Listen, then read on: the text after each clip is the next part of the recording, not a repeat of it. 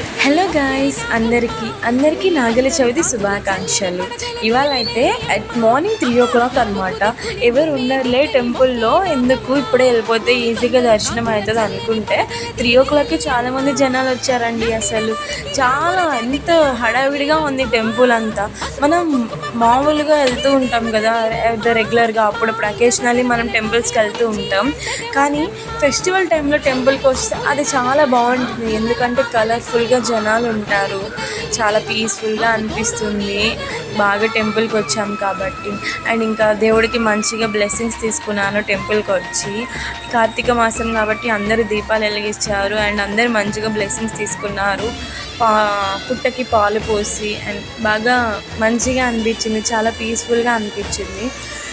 ఇంకా అక్కడ ఉన్న పీపుల్ అందరూ కొంతమంది బలంగా ఒక కోరిక కోరుకొని ఏదైనా ముడి కట్టి చెట్టుకి కట్టారంట.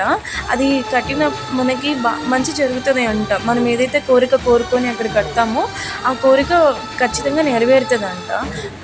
ఇంకా అందరూ దీపం వెలిగించేశారు. ఇంక తరలే ఇంకా అయిపోయింది, ఇంకా బ్లెస్సింగ్స్ తీసుకున్నాం, ఇంకా దర్శనం అయిపోయింది, వెళ్దాం అనుకుంటున్నాం.